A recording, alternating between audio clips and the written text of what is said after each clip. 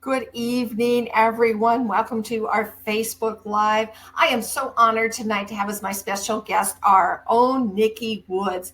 Nikki, I am just thrilled to be absolutely able to interview you and talk to you. And I'm so excited about your upcoming event to Houston. You know, I looked at your background, and you and I have a lot in common. We both grew up in the Midwest, and I saw you lived in St. Louis, down in that area, and then you moved up to Joliet. I was in that area too. I lived in Kankakee. I've been in your stomping grounds a lot, and then we both come to Texas. Tell me a little bit about, and then you progressed, and then you were a fifth grade teacher to you were on the radio to the Tom Joyner show. Tell me a little bit about, as a child, what did you dream about, and what did you want to be when you grew up? You know what? I was just talking about this today. It's such an interesting story to me because nobody ever said, you should do television broadcast or you should be in journalism. Nobody ever said that to me, even though as a child, my father would come home. He came home at 4 every single day, took a shower while my mom got dinner ready, and I would watch the 4 o'clock and the 4:30 news. So when he was ready to eat, I could give him the intro to the 5 o'clock news.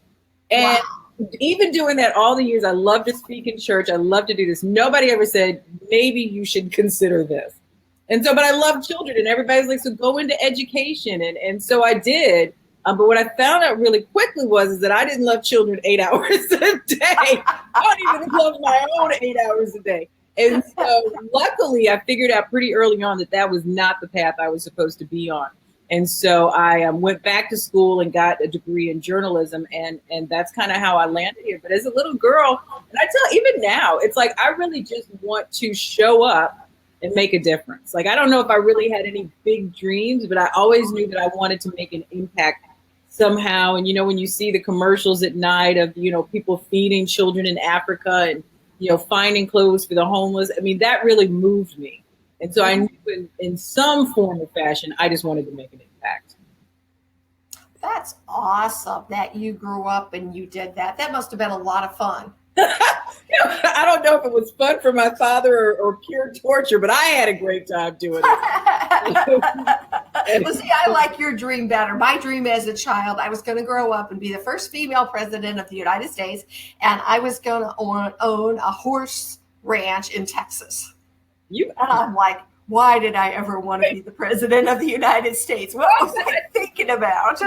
It's so much fun. And even now, it's like when kids talk about what they want to do and what they want to be. I mean, even in our lifetimes, it's proven that anybody can really do anything, if they really put their mind to it and have a plan.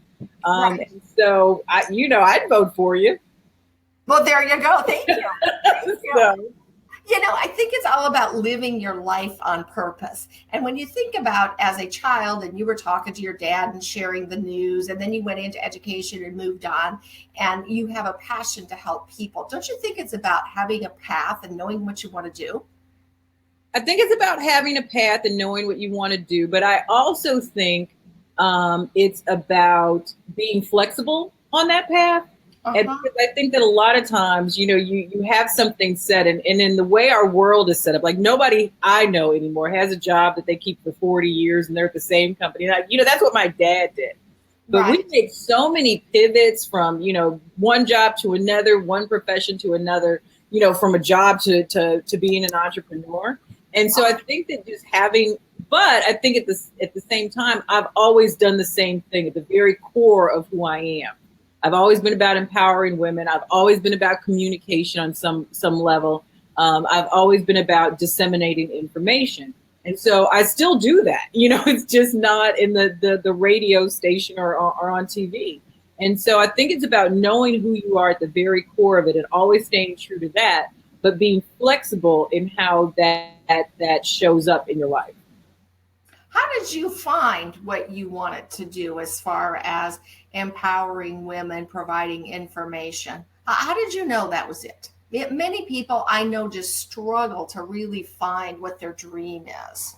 No, you know what? And I think being in radio, and I tell people this all the time, I think being in radio or any kind of public position you get so many opportunities that you just don't know what to do with them. So I never had to struggle with looking for different things to contribute to. They always came to me. But as far as really wanting to empower women, like I grew up with a bunch of strong women. So I had entrepreneurs in my family and just very, career driven women. And I know the impact that they had on me. And so I knew, professionally, since I can remember, that I could do whatever I wanted to do. That there was, as long as I focused and worked hard and, studied, that I could do whatever I wanted to do. And when I went into radio, I would meet girls, young women that did not have that same support and reinforcement growing up. And it just made me sad. It's like it's hard enough in this world, especially now with all the influences that are coming at them from social media and media. It's hard enough to feel secure in who you are and to really push through. But I think a lot of women and girls now are just kind of surviving. They're not thriving. And I never wanted to be the voice that was that kept anybody from pursuing their dreams. I always wanted to be that champion. And luckily for me, I had a platform that reached a lot of people. I mean, I've had up to audiences up to 8 million. So I was able to reach a lot of people, and I never, ever wanted to take that for granted. I never, ever wanted to miss an opportunity to be that voice saying, yeah, you can do whatever you want to do. I love that. When I was reading your background, you went from an audience of 1 million to 8 million. And you probably, when you first started in radio, you probably had less than 1 million. What was that transition like? I mean, when I thought about that, I had to take a deep breath and go, and I'm just like, what was that transition like? It's different because it's like in television and radio. It's not like the 8 million people are sitting right in front of you. So yes. You don't really think about it. But the funny story about that, and I started out in a top 10 market. I started out in Boston, so I was really, really fortunate. But I started out at an AM station, and I started out with a station where it was really just sun up to sundown. So we weren't on at 24 hours. So it was still kind of a small station, but we were in a big market. And the funny thing about radio, I tell people, you're not fired at least twice. You're really not doing your job. Right. And I don't know if I was fired in Boston or I just left. I think it was a mixture of both. But I left Boston, went to Chicago. So I went from less than 1 million to 1 million in Chicago. And then I got fired in Chicago because they made a change. It wasn't like a job performance thing, but they made a change. And I went from 1 million to 8 million. And so I tell people all the time, you have to stop being afraid of getting a forceful nudge that it's time to move on. Because I think a lot of us stay in positions because they're comfortable, they're secure, and we're a little afraid of the unknown. So we just stay until people force us out. And I think that that's what firing really is, if it's not like, a job performance thing. Sometimes, jobs are eliminated, people are laid off, and it really is just a nudge saying it is time for you to move on. Mm-hmm. And we have to honor that. Yes. Yes. What was the hardest part about that, though? About being fired? No, yeah, well, about moving from 1 million to 8 million. You got the nudge, but wasn't it a little bit? Geez, it was really bittersweet because I loved being here. No, it was bittersweet because I loved being in Chicago. And I think that it becomes family. Like I went through so many life transitions. I got married on the radio. I had children on the radio. True story. When I had my first son, I was on the air 5 minutes after he was born. because well, very carefully, because everybody had lived through this pregnancy, that they had lived through the relationship, they had lived through the pregnancy. I talked about him every day on the radio, all of that stuff. And so and it was only natural for me to want to share that. And I still get people from Chicago that email me and ask me how, Tyler is, who's my oldest son, because, he really was a big part of that experience. And so it was really, really bittersweet. But like I said, I don't think that I was taken from a situation in order to punish me or, it was always a better situation. And I always learned more in the situation. I was forced to grow. And so I just encourage people, not to take a firing or a laying off or, your job being eliminated as some negative. It really sometimes is just to nudge you into your greatness. And the sooner we accept that and not wallow in the grief of it all, Yes. the more that we can get on to the greatness part.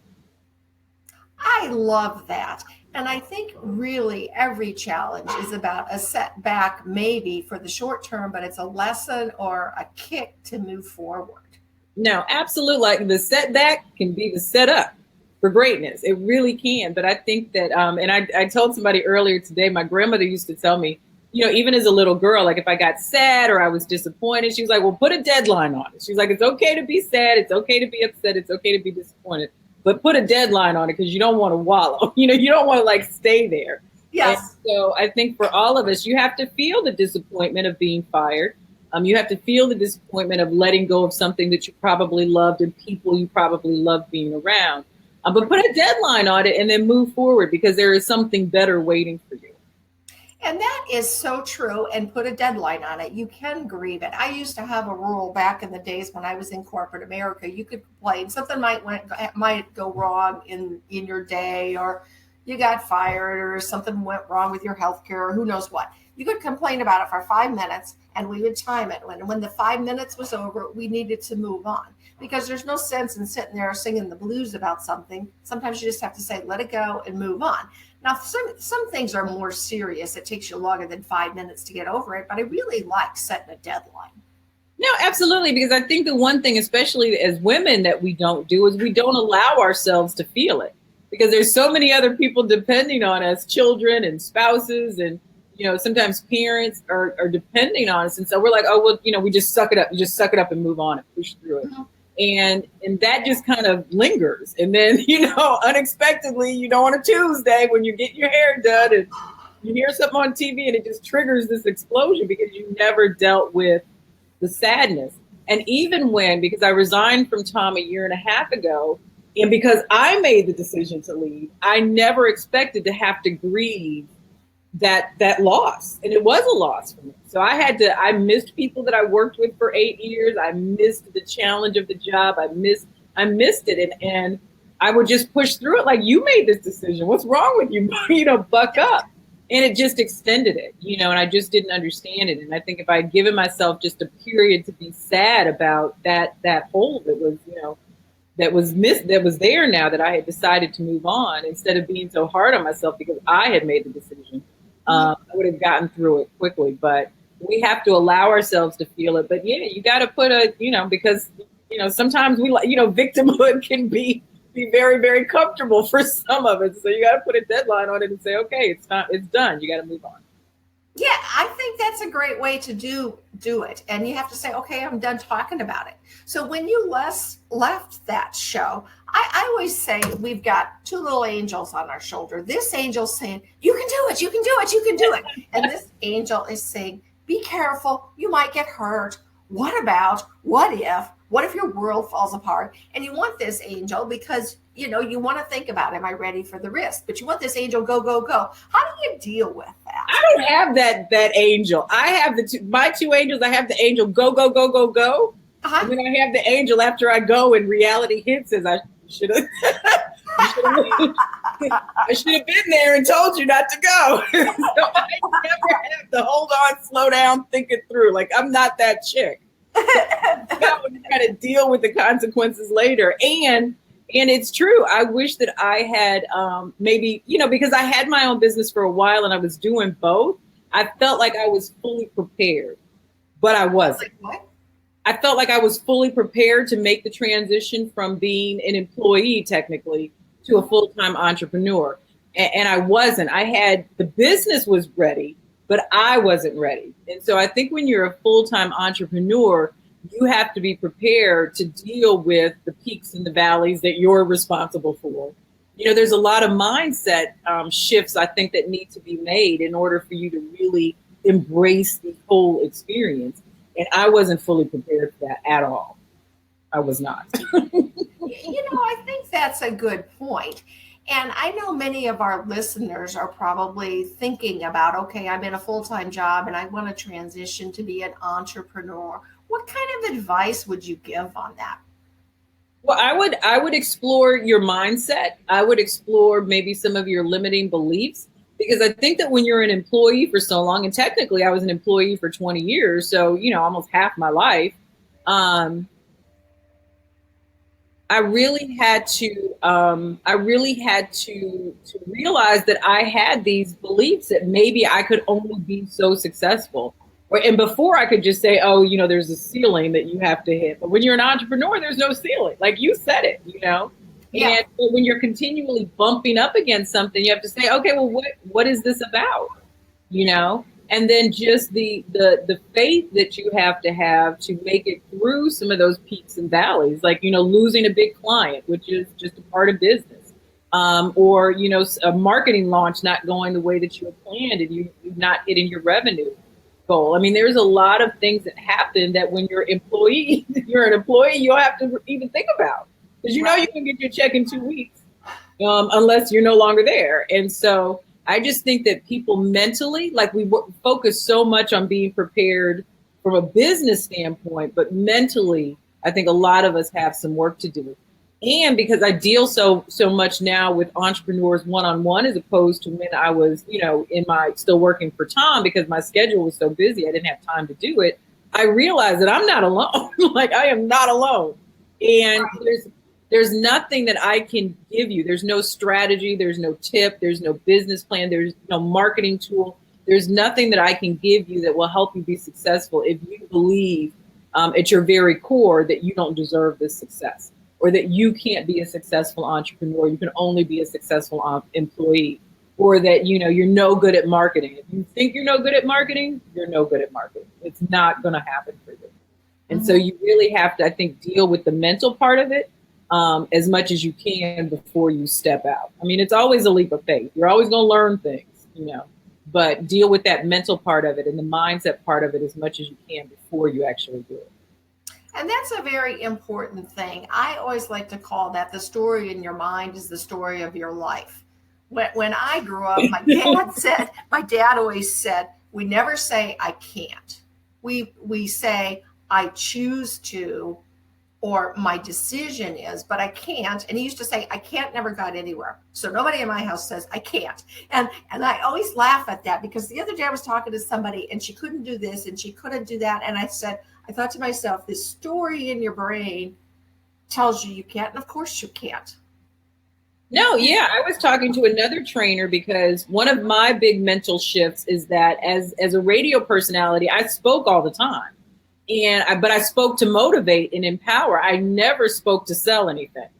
And so the whole mind, shift that I had to make between that and selling from the stage has been a challenge for me. And I was even talking to, his name is Stephen Pearson. I was talking to him the other day, and he's like, you've hypnotized yourself. You've said that you can't do it and the transition is hard. You've said it so much that you have hypnotized yourself to believe that you can't do it.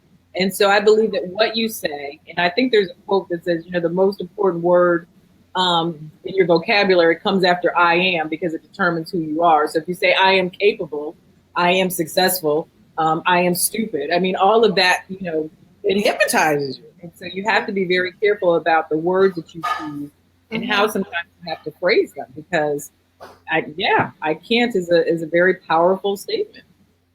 It's very powerful. And I even say that when you invite somebody to something, like if I'm having a get together this weekend and I invite somebody and they say I can't, I'm like, I wonder why they don't say I choose to. Because nobody else grew up in your household where their dad told them not to say it. We're now learning this from you. So nobody's ever, told me not to say I can't. I mean, I think they try to demonstrate that, and I think they say it in other words, but I've never heard anybody say it directly like that. Oh, that was my dad's story. I can't never got anywhere. And so I have lived by that philosophy. I can't never got me anywhere, so I might as well not even say that. That's very cool. And so what's going to happen after this video or live stream is everybody's going to start calling me and say I can't. Yeah.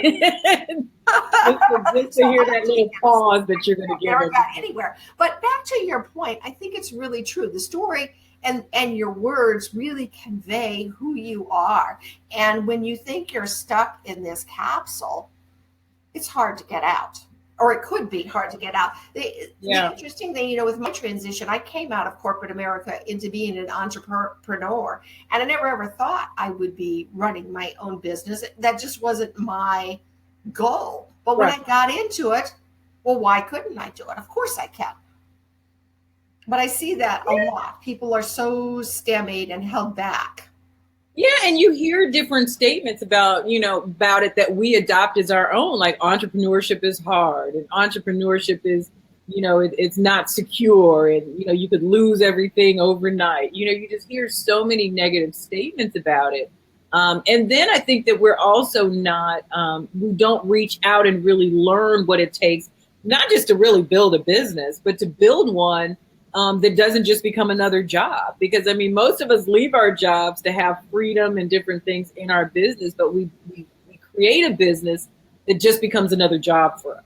And so it's like there's so many different aspects of it that I really, I'm all for a leap of faith, but I think you should research the hell out of that leap first before you take it. Because it's just there's so many things that we can do up front to really prevent a lot of the challenges that I faced myself, but that a lot of other entrepreneurs face as well. Right. Right. No, I think that's exactly right. But I look at working in corporate America is risky as well because you never know when you might get laid off or they may lose a major client and close their shop or move stuff overseas. So there's a lot of risk there too. No, there's a lot of risk, but I think that we've been brought up to believe that getting a good corporate job is what you're supposed to do because there's a certain amount of security. Yes. And so I think that it's just like I said, the mindset. I mean, I was in a position where, yeah, they could, just like in Chicago. In fact, in Chicago, they printed it in the paper before they told us. So they printed that they were making this change with radio stations before they even said anything to us. And so, we kind of got that little heads up. But usually, when they fire you in radio or TV, they let you do your last show, you walk out, and then there's somebody, with your stuff, and they escort you out of the building because they can't afford to let you go back on the air after you've been fired. So it's not, you don't have any notice. It's like it's really quick and it's done. And so, but to me, I mean, I think that was different about my experience is I never worried about the next thing. Like I was never like, oh, if I get fired, what am I going to do? I have these bills. I never had that mindset. And so I think that's why it was so easy for me to fall into better positions because I never worried about it like a lot of people worry about it. If you're constantly worrying about losing your job, you're going to lose your job. And it's going to be devastating because, you've made up all these stories about what happens after you lose a job. And so I think people they hypnotize themselves into these situations by the words that they speak and the things that they worry about. And so, I mean, I just never worried about it. I just never worried about it. That's a really good attitude. And I love that. You just never worried about it. You're going to go out and do something better and move on. And so tell me a little bit about your company now. So Nikki Woods Media is the company, and we really focus on helping experts, authors, speakers, entrepreneurs who want to be seen as authorities in whatever field that they're in. So now it's no longer, good enough really just to be an expert because there's so many voices out there now. You really want to be ahead of the pack. You want to be like above the noise. And so we really help to make you, we help to help you create that imprint so that you can do that. So we do that using social media and published content. So I always suggest people have a book. I always tell people you really have to be vocal on social media around whatever it is that you want to be known for. But then my unique value proposition is that I know the media so well. So adding in that traditional media. And I think that it's surprising to most people, how not easy, but how much more open it is to get media opportunities because, we're no longer in like this 9 to 5 unless news is breaking kind of cycle. I mean, we're in a 24/7 constant news cycle and there's so many different media outlets, online and publications and, just all sorts, satellite, all sorts of things. And so they're always looking for experts to really speak on topics, to really provide value, to explain things, also, like when the government was about to shut down, you saw experts all over the place trying to explain why we were shutting down, what the ramifications would be if we shut down, why, this person was to blame or that person was to blame. And so we're always using, the media is always looking for experts, and we are all experts. And so it really is a great opportunity. And I tell people, if I had booked you on the Tom, Joyner Morning Show as an expert, you would have an audience of 8 million for like 5 minutes. What? That's a game changer for your business. It really is. That's a game changer. And even for me as the producer, I was on the air as a guest once because we had a guest that didn't show up, and I actually knew what the guest, I could be the guest. And so they put me on the air, and it like completely shut down my website. My mailing list went up by like 10,000, and it really changed. Yes. Wow. This is a very small number out of the 8 million, but I knew how to work the system because I was a part of it. And so now that's what I teach my clients. There is a way to work the system because media is great. But I don't know most of us that just want to show up on TV to be on TV. We want to make an impact. We want to do something. We want to change something.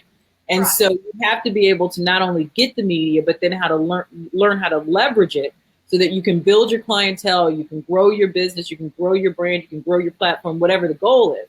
And so that's the system that I teach my clients. It's like, literally the system I just took, from what, I learned from 20 years being in the media. That is so exciting. Now, probably not every person, many people say, I want to take my business big, but they really don't. They do, but they don't. They're afraid. Well, I think that they do, but either they are afraid or they're not set up to do it. So just like I was not prepared, I worked in the media and I knew what could happen. And I was not prepared just from like a website standpoint. But you see it all the time. Like, a business will go on Shark Tank and they'll have a product, and then all of a sudden they're like in a jam because they have so many orders coming in that they weren't prepared to fulfill. And so media is a big game changer, but even worse than not having media is having media and not being prepared to handle the results that you say that you want. And so there are definitely, things that you have to put in place in order to make sure that you're ready. But I don't, people say they don't want to go global, and I kind of look at them like, they're crazy. Like, who doesn't want to go global? Who doesn't want to, But I realize that it is a scary thing. I've lived, my life in the public for 20 years. So it's just kind of, it's like second nature to me. But it can be scary for this, the spotlight to suddenly be on you and to be on your business. So, we work through that kind of stuff, that mindset stuff too, as well. In media training, you have got to be ready. You've got to be ready. No, you do have to be ready. And I think you have to prepare, and you have all the behind scenes. See, I was nervous just about this, let alone being in front of an audience of 8 million. My first live stream, I was so nervous. I'm like, oh my goodness. But if you don't try it, you're not going to get good at it. And the more you do it, the easier it is, I think. Yeah. And you know what? I think that we all get, and I think we all get nervous. I think that's the misconception. Even though I've done this for so long, I probably don't worry about certain things because, just like talking, because I like talk for a living for 20 years. So I don't really ever prepare. Right. But I still get a little nervous because you want it to go right. You want to make that impact. You want things to go well. So I would be concerned if people weren't nervous. You know what I mean? I would be like a little, worried about it because I think being nervous, with that little edge, I think it makes you want to perform better and you're kind of on your toes a little bit more. And I think you handle things a little bit better. But most people, I think, are, would be a little bit nervous going live. I like you to think a little bit of nervousness is good because it puts you on the edge and it puts you on your toes, and you want to be articulate and good. Absolutely. And it just puts you at the top of your game. Absolutely. But I think the other misconception, you want to be able to convey your message. Absolutely. But I think that especially when you talk about doing live videos and that sort of thing, people love the authenticity. People love the organic nature of it. It's like I had a client that went on earlier today and she dropped her paper on the ground. So she was like, I was trying to think of ways, to stall so I could bend down and pick my paper up. But she did it. She threw out something, asked a question, and people were so busy trying to answer the question. I don't think they were even concerned that she was picking up a piece of paper. But people love that. people love, I do lives all the time, and you will see children walking back and forth. You will hear dogs. I have a puppy that'll come and he'll stand right on my shoulder and just kind of look, and people love it. And, it throws us off a little bit, but I've kind of learned to be just like, this is my life. This is my life. It's who I am. Things go wrong. Yeah. Yes, we were doing a video and everything was going great. And all of a sudden my dogs walked through the middle of it. Well, what I found is people that watched that, they would talk about it, and I knew how far they watched it because people always brought up, oh yeah, and your dogs. And I'm like, yeah, right in the middle of this. Here are those dogs coming through. And I have big dogs. So yeah, sure. Yes. Well, what keeps you awake at night? As entrepreneurs, we've got a lot of things going on in our minds. And absolutely nothing. Willie, I got up for 20 years. I got up 5 mornings out of 7 at 2:30 in the morning, 3:30 in the morning. Oh. Nothing keeps me up. I love it. Well, how do you juggle everything, being an entrepreneur and a speaker and running your own business? And I know you have 2 books and you have kiddos and you have a dog that's kind of a puppy, right? I have 2 dogs, a dog that is a puppy and a terrorist. And I have an older dog who is the one being terrorized. You know what? I don't know. I really don't know as an entrepreneur if there is any balance. I mean, I think that, it would be nice to say that my kids get 50% of my attention and the business gets 30 and, my friends get 20, but it just doesn't work out. And I have great children. I have got to say that. And they have been very good about being patient with my schedule, maybe because they grew up like this. but all of their lives, they've been really great about it. And they are one of the reasons that I decided to resign, because I really wanted to put them first. I think my career had, taken, kind of the lead for a long time. And I wanted them, before they got college, to have time. But I think that, life balance thing is a misnomer. I think that we just have to really, when we're in our me time, we're 100% there. When we're in our business, we're focused there. But for me, I think the best thing that I've learned about enjoying life is just to be present in every moment. I mean, I think for a long time in my career, I was so focused on, okay, this deadline is coming, this deadline, what am I going to do next? How, and I never enjoyed just like the present moment.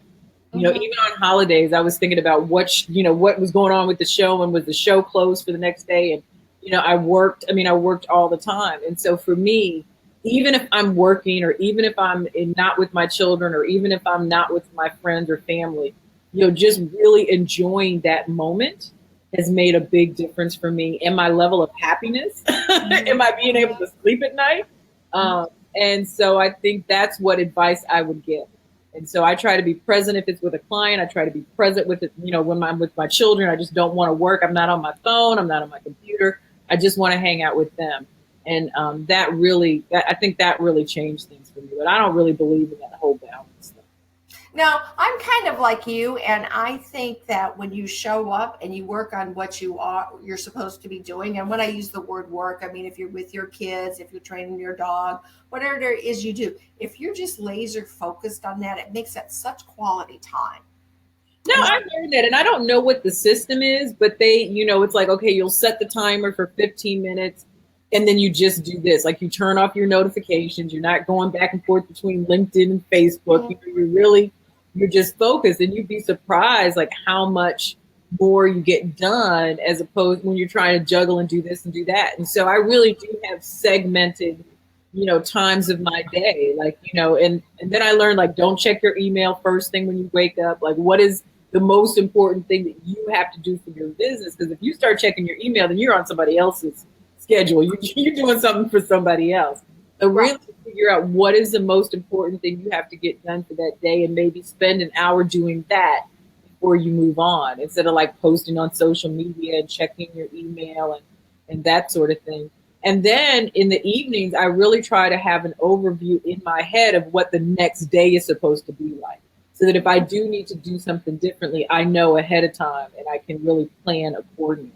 But it really, I mean, it's, this is our life, it's just like, and usually as an entrepreneur in your first, it's like your first 4 to 5 years where you really have got to be focused on growing that business and getting it to a place where you can, maybe have some more time off or enjoy things in a different way. But that's why also I think it's so important to make sure you're doing something that you love, because the kind of time we have to devote to it, you'd be miserable. You'd be miserable if you're just doing it because you think it's going to get you to, make you money or make you rich or whatever. You really have to love what you do. You have to have a passion. Turns it back into a job. Exactly. And I feel sorry for people who I loved my job. I absolutely tell. So I really do feel bad for people who go to work and they hate getting up and going to work every day, because I couldn't even imagine, what that must feel like. And so I say, if a job feels like that, you really should be looking for something. Don't quit it just yet. But you really should be looking for something else that's going to make you happy, because life is too short to be unhappy every single day. Absolutely. Yeah. Absolutely. So we're very excited about you coming down to Houston. Can you give us some tips or some insight as to what you might be talking about? Because we're just excited. Well, my focus in 2018 is we want to make impact, but we also want to make income. And so I really have been working very hard to help people make the connection between how media can really impact your money. And so we're going to be talking about tips to how to get more money. How to get more media, but we're also going to be talking about how we can translate that media into more money, because I think at the end of the day, we all want to be doing things that bring us more revenue. So like I said, impact is great. We all want to make a difference, but you also want to make income. We're not, unless you're a nonprofit, and even those make income, you want to make sure that your money is right too. And so that is my focus for 2018. And I am saving it for Houston, because you guys are my first stop on this impact and income crusade. I love it. From the media to making money. I can't wait to hear that. And we will share a link a little bit later on, or in our post later on. But your group in Houston is extraordinary entrepreneurial females, and we have some males in our group too. So it's open to both females and males, and we just can't wait to see you. I can't wait to come down and love on you guys. I love Houston. I love you. There are so many people that I already know are interested in coming that I can't wait to see. And I really think it is going to be one of those aha moments for a lot of people. I think that people overlook media because they think it's not available to them or they're not ready for it. And that's just not true. And so hopefully this will change some minds about how to incorporate media into a marketing plan that already exists. But I think it's going to be good. It is going to be great. I can't wait. And I've had so much fun interviewing you tonight. No, absolutely. You are my buddy. And so anytime, I think we should talk about this a couple more times. I think we should drive it home, because I want to see a packed house in Houston. I think we're going to have a packed house, and we're going to have a great time. And do you have any last words? Encourage people to think out of the box. And I think that, we've talked about that. And I just want to say that, because I think it's really important that people just kind of, I want people to love their lives, and I want people to love their businesses. And so I think that every time I open my mouth, I hope that I give some of that value, and so that they can. But I'm all about the impact and income this year. So that's what we want to do in Houston. Well, I'm about that too. So I can't wait. And we will talk very soon. Thank you so much, and love you, lady. Love you too. Thank you. Okay. Bye, guys. Bye. Bye.